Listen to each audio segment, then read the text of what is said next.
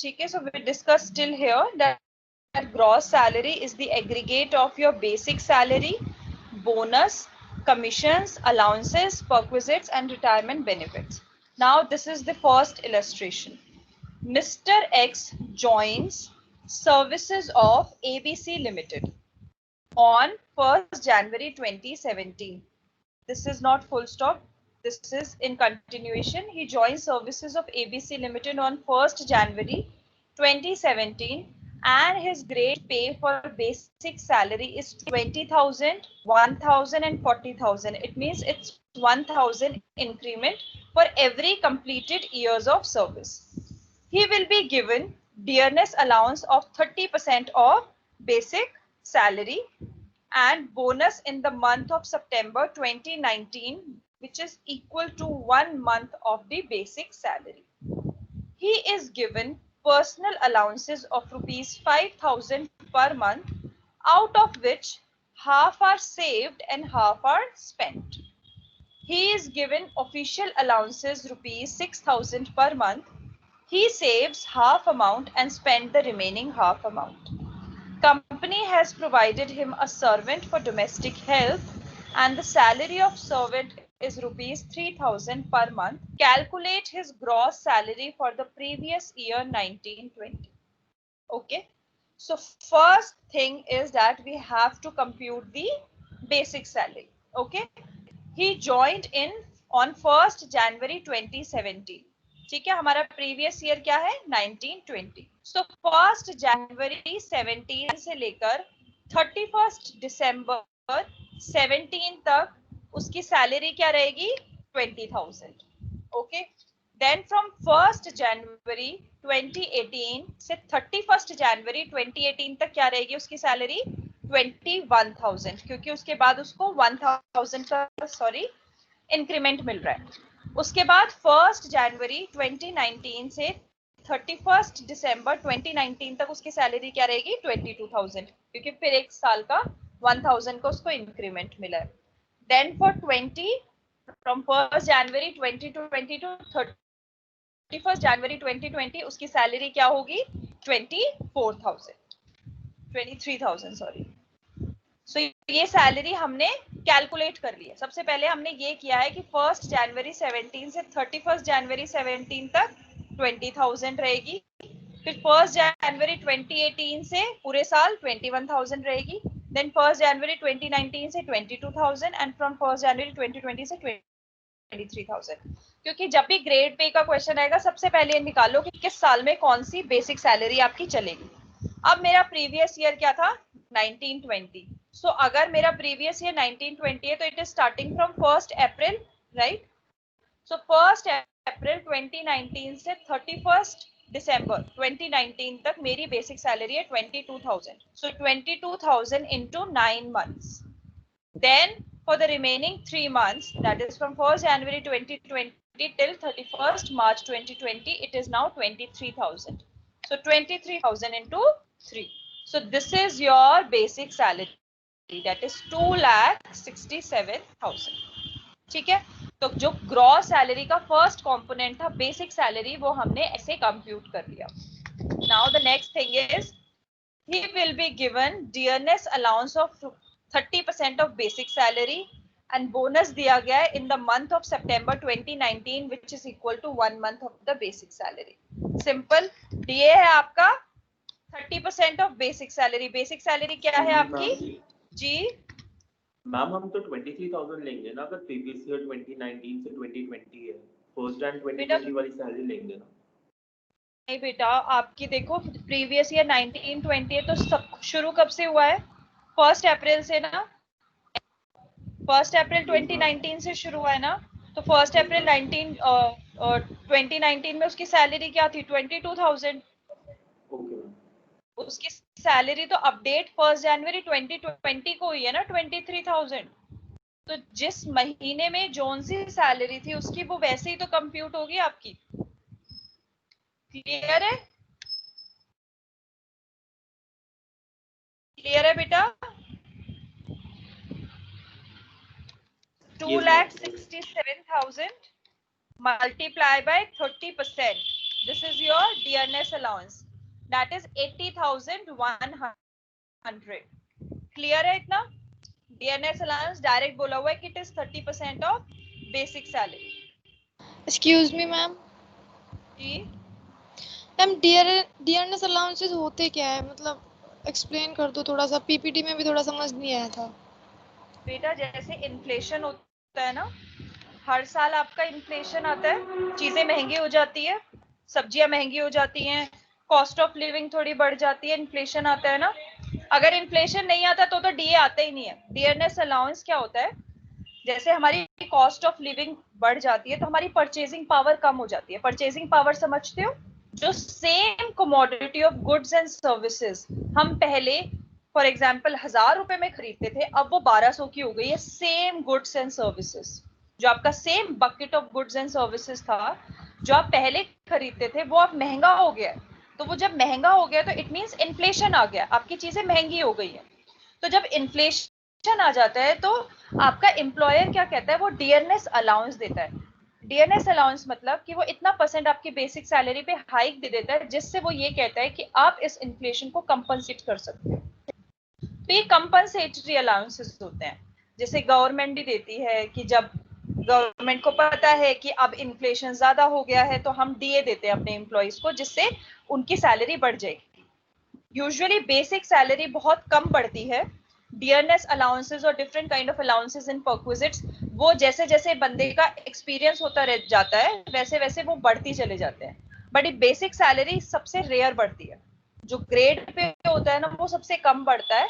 ये DNS allowances वगैरह सब बढ़ते हैं। तो काफी बार there are many of situations when the government says that there is no inflation, so we are not giving you any DNS allowances.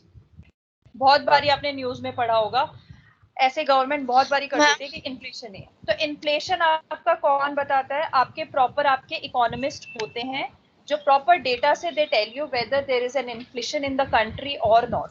हाँ बोलो ma'am, if it is given to compensate, then why it is taxable? बेटा, salary तो मिल ही रही है ना। अब ऐसे तो बेसिक सैलरी आपकी गवर्नमेंट दे रही है आपको कि बेसिक सैलरी है, वो तो हमारे जीने के लिए है ना। मैं तो उसी से लूंगी, उसी सैलरी से। फिर गवर्नमेंट मेरे से टैक्स क्यों ले रही है? ये तो मेरे जीने के लिए, मेरा सर्वाइवल है। अगर मुझे वो सैलरी दे रही है, कोई भी काइंड ऑफ अलाउंसेस होता है, आपकी इनकम इंक्रीज हो रही है ना। अगर आपकी इनकम इंक्रीज हो रही है तो आप तो टैक्स पे करोगे गवर्नमेंट को। अगर फॉर एग्जाम्पल आपका 10% इन्फ्लेशन है, आपकी कंपनी आपको 40% इन्फ्लेशन दे रही है, डीएनएस अलाउंस दे रही है, ये थोड़ी मैटर करता है। गवर्नमेंट कहती है भाई जितना भी इनकम है ना मेरे को टैक्स दे दो। जो आपको एग्जेम्पशंस मिलती है वो एक्ट के अंदर एग्जेम्पशंस लिखी होती है कि इतना अमाउंट चलो हम छोड़ रहे हैं। But DNS allowance is something which is fully taxable, क्योंकि government is not behind the inflation. Inflation is by the independent forces which are playing in the economy.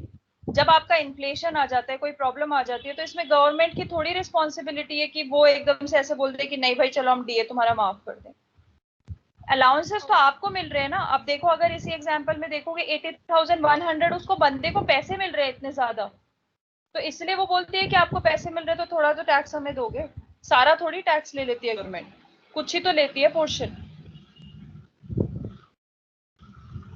Clear है? Yes ma'am.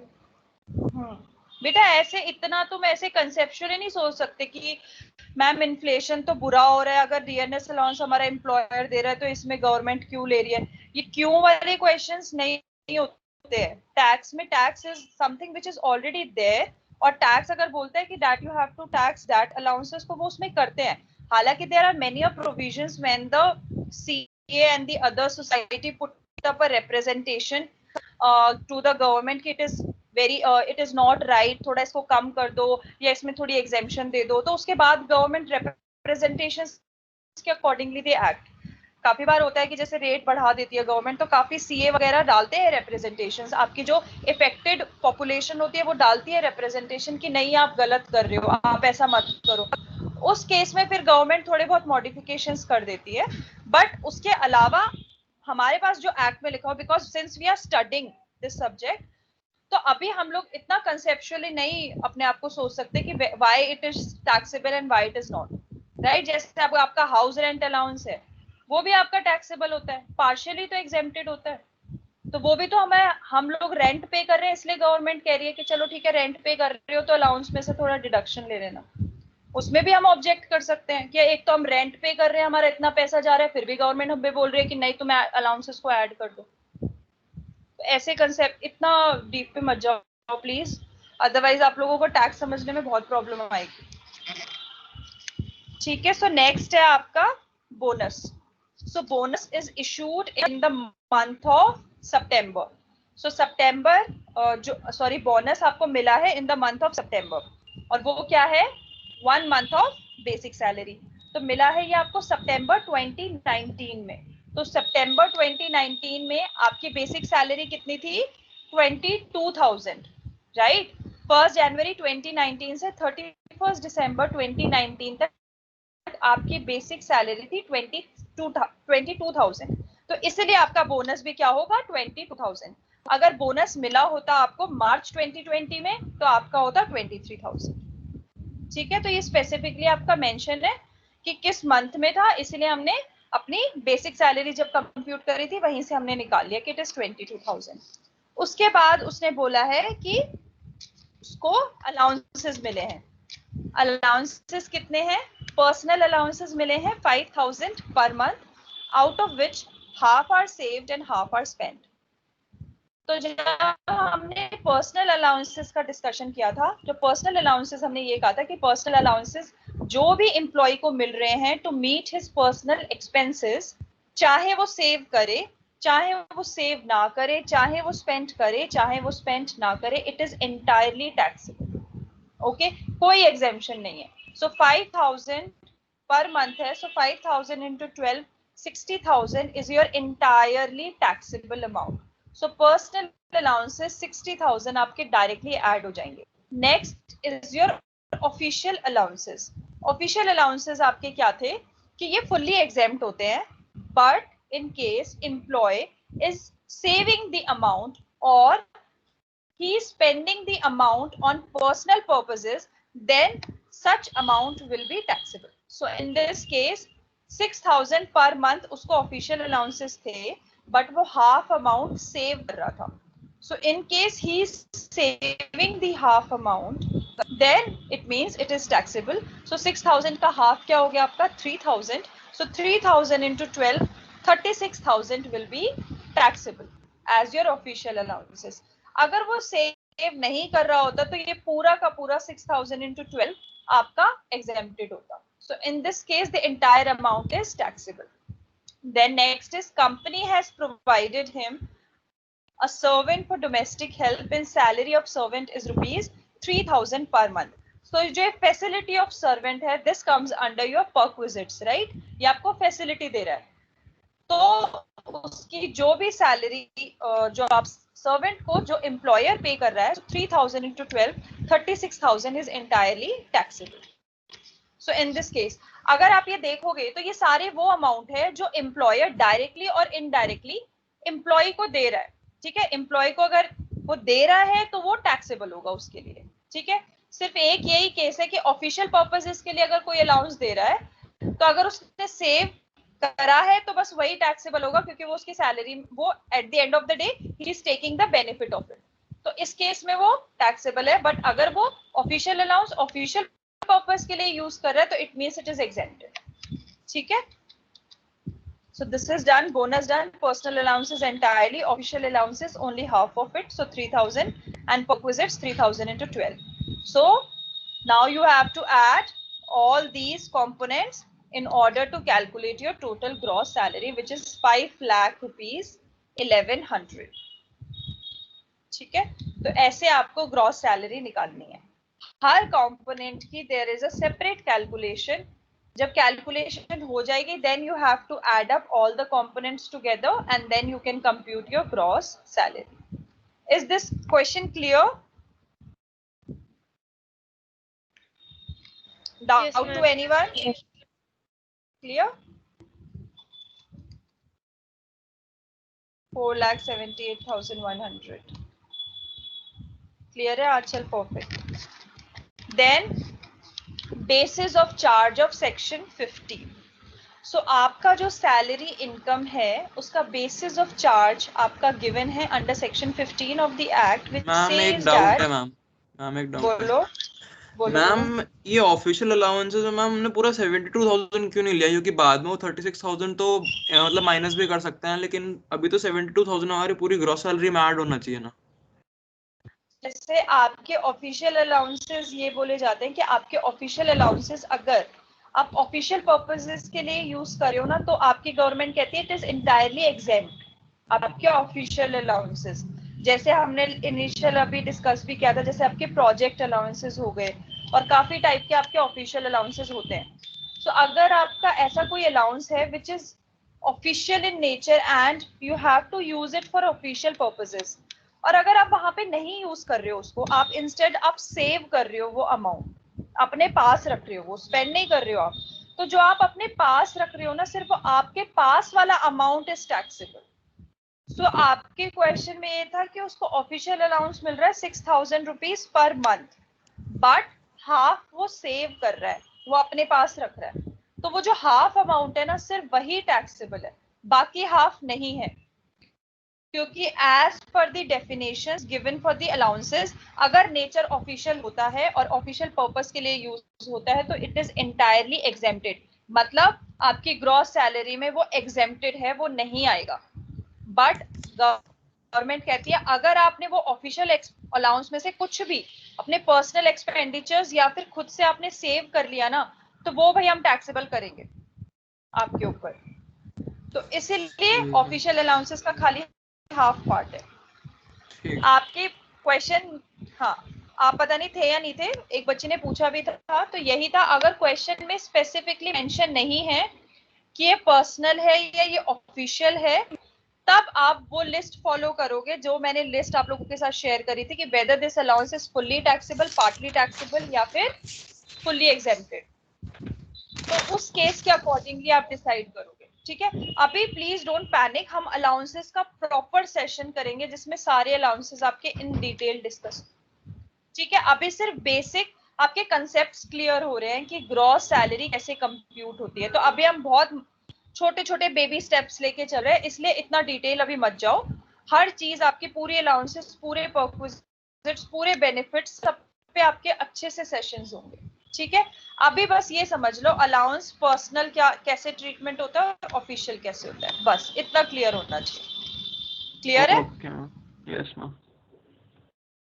Ma'am now ma'am next एक चीज पूछ final. पूछो पूछो हाँ पूछो। Ma'am, usually जो इंक्रीमेंट होती है वो 1 अप्रैल से स्टार्ट होती है, तो फिर अगर 1 जनवरी से आपने कैलकुलेट किया 31 दिसंबर, तो 1 जनवरी 2017 से 31 मार्च 17 तक नहीं होना चाहिए था उसके बाद इंक्रीमेंट 18-19 में होता?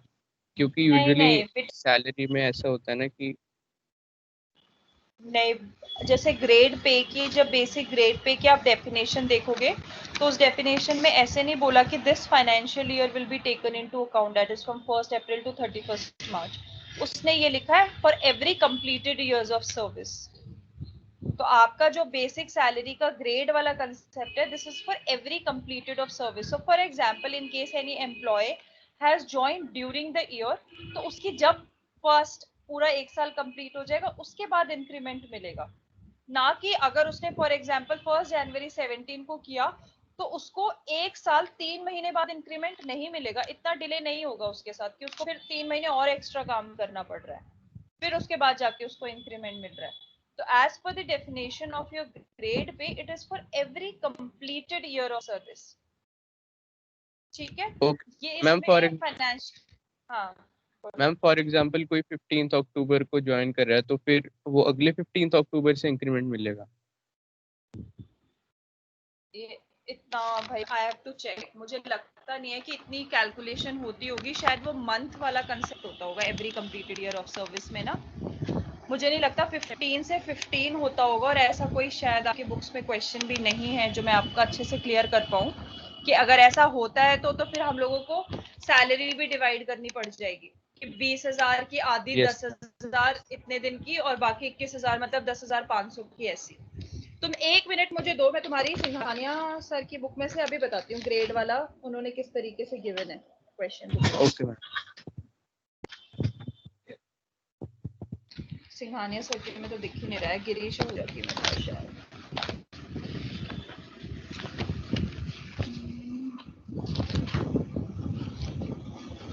Just a minute.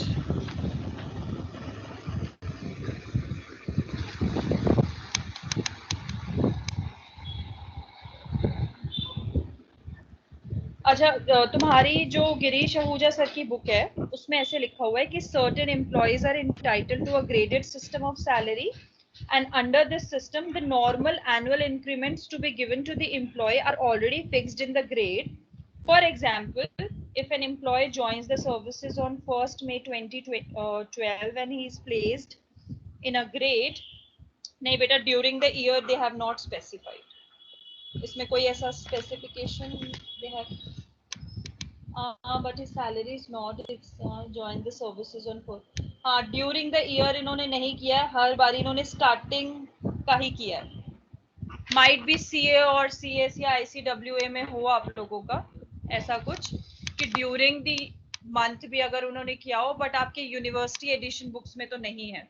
तो अपना टाइम मत स्पेंड करना इस चीज को फाइंड आउट करने में कि अगर in case during the month होता है. बट अगर मेरी भी जनरल नॉलेज के हिसाब से अगर मैं बोलूं तो ड्यूरिंग में भी यूजुअली तो एम्प्लॉयज आपके ड्यूरिंग द मंथ अपॉइंट होते ही नहीं है.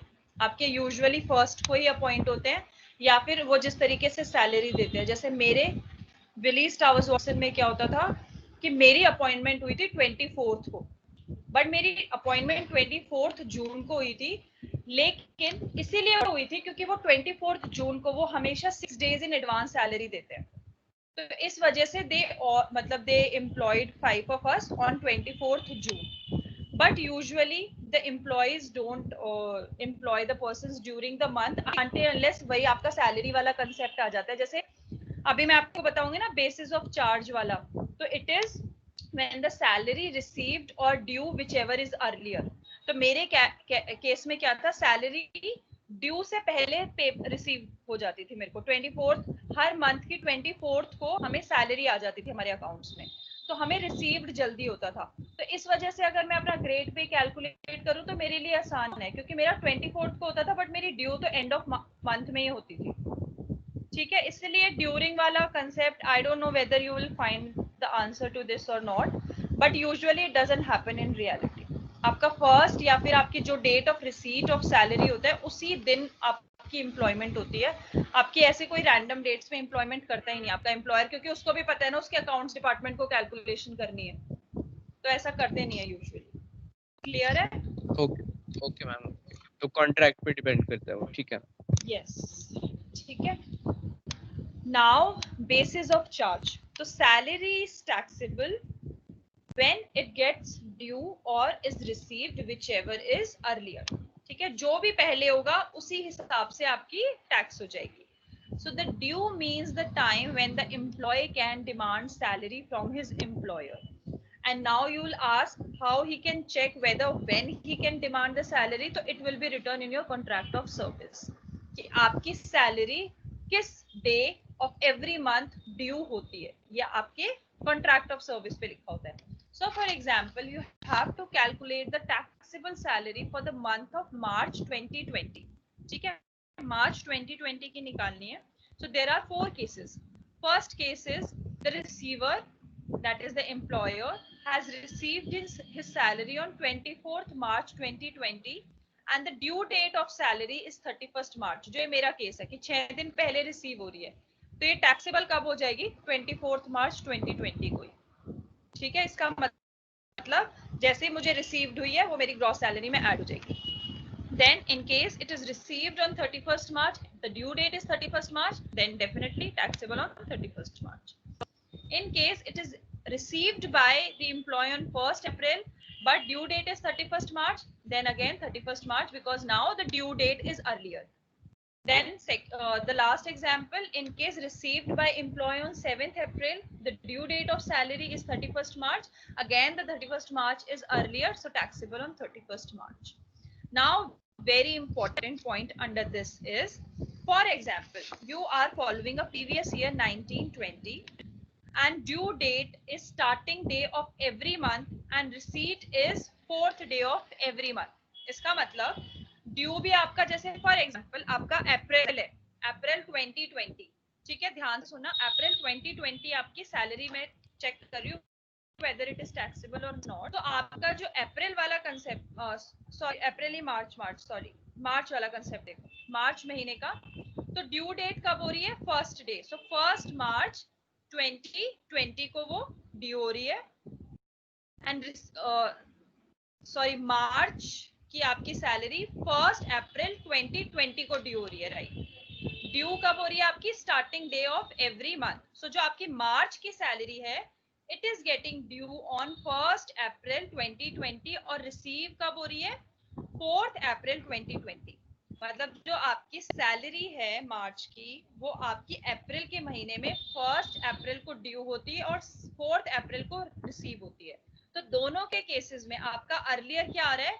1 अप्रैल, राइट, जो आपकी मार्च की सैलरी है।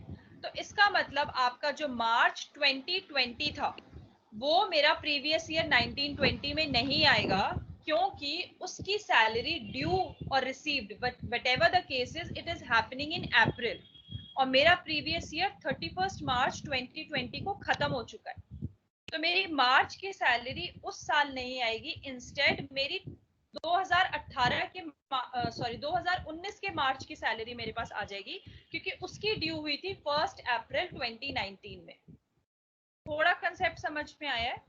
This is for previous year 1920 in case, जैसे यहाँ पे फॉर एग्जाम्पल मैं मार्च की सैलरी कंप्यूट कर रही हूँ, मैं चेक कर रही हूँ, और मेरी ड्यू डेट आ रही है 1 अप्रैल 2020 और टैक्सेबल आ रही है 4 अप्रैल 2020। सो अर्लियर कौन सी है? 1 अप्रैल 2020, ठीक है, अर्लियर है 1 अप्रैल 2020। बट मेरे फाइनेंशियल ईयर में, मेरे प्रीवियस ईयर में this 1 April 2020 is not there, ठीक है।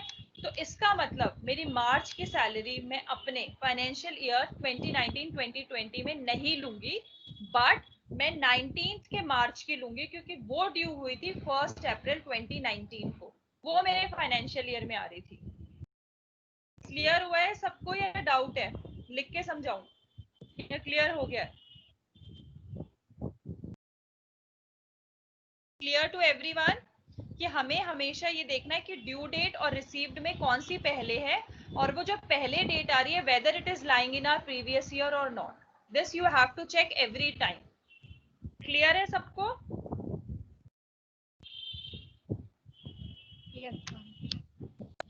ठीक है, नेक्स्ट आता है आपका, in the following 3 cases amount received is taxable on receipt basis and not on the basis of due or receipt, whichever is earlier.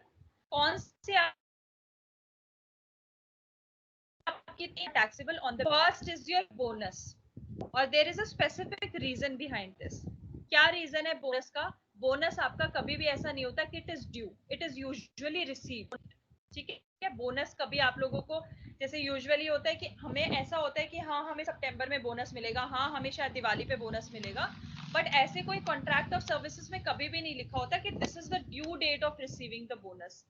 It can happen earlier also, it can happen later also, it could be for the previous year, it could be for the future year, it could be anything. आपका bonus एक ऐसा amount है which is usually unexpected, आपका खुशी में भी employer bonus दे देता है। तो अगर ऐसा कुछ बोनस अमाउंट है, तो बोनस हमेशा आपका रिसीट के बेसिस पे होता है। इसका मतलब जैसे ही आप रिसीव करोगे, जब रिसीव करोगे उस फाइनेंशियल ईयर में it will be taxable. Same case is with your advance salary. In case the employer is taking the advance of for example 2 months salary from his employer, उसको कोई problem थी, उसको चाहिए था, उसने पहले एडवांस ले लिया, तो इन उस केस में भी आपका जैसे ही रिसीव होता है वैसे ही टैक्सेबल होता है। ये वैसे भी अगर आप नॉर्मल अपने रूल के हिसाब से चलो तो ये वैसे भी टैक्सेबल होगा, बिकॉज आपकी date of receipt is much earlier than the date of due date, right. ये वैसे उस कंसेप्ट से भी ये रिसीट के बेसिस पे होगा, क्योंकि आप एडवांस में रेंट ले रहे हो तो डेफिनेटली आप रिसीव पहले कर रहे हो अपनी ड्यू डेट से। And the third one is arrear of salary. Arrears of salary usually क्या होता है कि कभी पुराने साल की आपको सैलरी नहीं मिली थी, आपको रिसीव नहीं हुई थी, तो अब आप इसको इस साल ले लोगे, बट यूजुअली क्या होता है, आपकी सैलरी ड्यू बेसिस पे पहले ही हो चुकी होती है, भले ही आपको सैलरी ना मिली हो। But in case the question is saying specifically कि आपको सैलरी का अरियर मिला है और ये अरियर पहले टैक्सेबल नहीं था ड्यू बेस पे, तो फिर आप जैसे ही आपको मिला है रिसीव बेसिस पे, आप उसी फाइनेंशियल ईयर पे उसको टैक्सेबल कर देना, उसको ऐड कर देना, अगर आपका क्वेश्चन स्पेसिफिकली कह रहा है तो। अदरवाइज यूजुअली आपकी सैलरीज हमेशा ड्यू बेसिस पे होती है, तो वो पहले साल में ड्यू बेसिस पे हो चुकी होगी कंप्यूट। अगर नहीं है तो अब आप कर दो on the basis of your receipt. तो ये तीनों के तीनों हमेशा ध्यान रखना, बोनस, एडवांस सैलरी और area of salary in case it is not taxed earlier, ये तीनों आपके जैसी रिसीव डेट होगी उसी रिसीव बेसिस पे ये आपके ग्रॉस सैलरी में आ जाएंगे। ठीक है, तो लेट्स डू एन एग्जांपल। जी मैम सी वाला पॉइंट एक एग्जांपल में समझा दो। एरियर वाला? एरियर वाला, यस मैम। अभी इस एग्जांपल में समझ में आ जाएगा आपको, ये जो इलस्ट्रेशन है ना इसमें एरियर्स ही है, तो इसके थ्रू आपको समझ आ जाएगा। So Mr. X, an employee in ABC company getting salary of rupees 25,000 per month. ठीक है, he gets bonus of rupees 10,000 for the current year and rupees 25,000 for the preceding year. In the month of March 2020, he takes advances of 2 months salary, that is April and May 2020. Calculate his gross salary for the year 1920 and 20 and 21. So there are 2 previous years for which we have to calculate the gross salary. सबसे पहले आता है आपका salary कितनी है, 25,000 per month. So 25,000 into 12 for financial year 1920 और 2021 में since he has taken the advance of April and may in earlier in the previous year, so in this case it will be for only 10 months. So this is 25,000 into just 10. ठीक है, ये clear है basic salary. इस case में it is 25,000 into 12, इस case में it is 25,000 into 10. So this is 2,50,000. This is जी ma'am, पर मार्च की सैलरी तो इंक्लूड नहीं करते ना हम प्रीवियस ईयर में? अरे करते हैं, वो वाला कंसेप्ट डिफरेंट है। वो ड्यू डेट वाला मैंने कंसेप्ट बताया था कि अगर ड्यू आपकी सैलरी अगले महीने हो रही है, उस महीने की सैलरी अगर ड्यू भी अगले महीने हो रही है, रिसीव भी अगले महीने हो रही है, तब उस महीने की आप नहीं करोगे। अदरवाइज नॉर्मल सिनेरियोज में तो आप करोगे, क्योंकि due date usually is the end date of your month. समझ में आया है? Okay ma'am. वो मार्च वाला कंसेप्ट प्लीज उससे कंफ्यूज मत हो, वो आपका कंसेप्ट था सिर्फ ड्यू डेट और रिसीव्ड के को समझाने का एक केस था वो, कि अगर ऐसा हो रहा है कि आपके मार्च की महीने की सैलरी अगर ड्यू हो रही है वो अगले महीने और वो रिसीव भी अगले महीने हो रही है, तो मतलब वो सैलरी आपकी उस मार्च महीने की नहीं इंक्लूड होगी, क्योंकि वो सब कुछ अप्रैल में हो रहा है। सिर्फ उस केस में, in the normal circumstances your salary gets due on the end date of every month in normal scenario. So if the question doesn't specify specifically, पूरा 12 महीने की लेना, ठीक है? कंफ्यूज मत होना इससे बिल्कुल भी। ओके, देन बोनस कितना मिला है? 10,000 आपका करंट ईयर का है। वाला बता दो। 10 मंथ्स का बेटा वो क्वेश्चन दिखा के। हाँ, 10 मंथ्स का इसलिए है क्योंकि अप्रैल और मई की सैलरी वो पहले ही ले चुका है।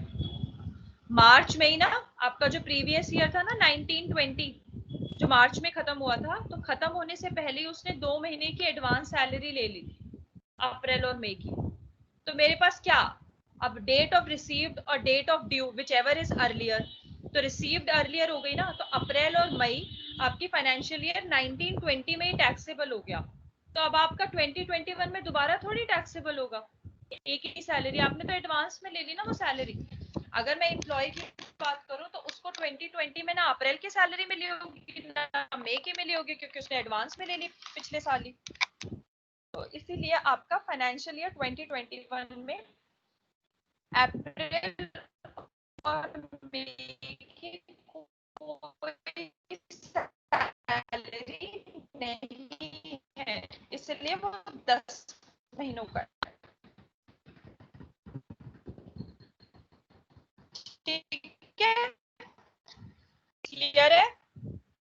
Then next is bonus.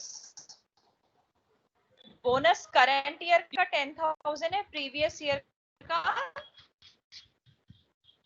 25,000 है, right? He gets bonus of rupees 10,000 for the current year and rupees 25,000 for the preceding year. So ये दोनों आपके जब रिसीव होते हैं तभी टैक्सेबल हो जाते हैं, तो 35,000 आपको नेक्स्ट ईयर का कोई बोनस मिले तो it is nil. Then advances हम मैं नेक्स्ट क्लास में करूंगी क्योंकि आप लोगों का टाइम ऑलरेडी हो. ठीक है, तो अभी आज हमारी क्लास है ना 2 से 3, तब we'll do that. किसी को कोई डाउट है अब तक? Any doubts to anyone?